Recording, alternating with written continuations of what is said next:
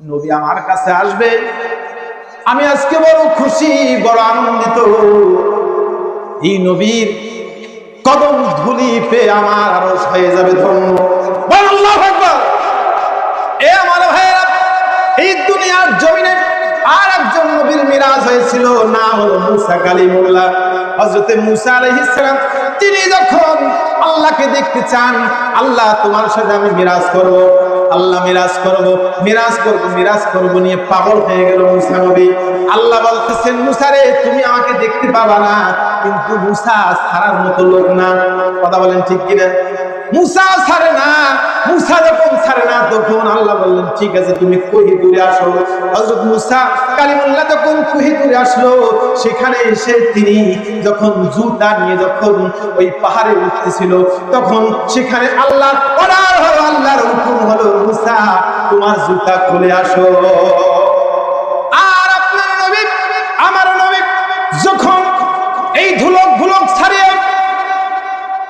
সাত আসমান পেরিয়ে সিদরাতুল মুনতাহা পেরিয়ে আল্লাহর দরবারে যখন গেলেন, আল্লাহর আরশে যখন গেলেন, আমার নবী, আপনার নবী, মায়ার নবী যে আমার, তিনি তার জুতা খোলার জন্য প্রস্তুতি নিয়েছেন যে আল্লাহর আরশে আমি ঢুকবো, আল্লাহর আরশে যাব, আল্লাহর দরবারে যাব, জুতা খুলতে হবে।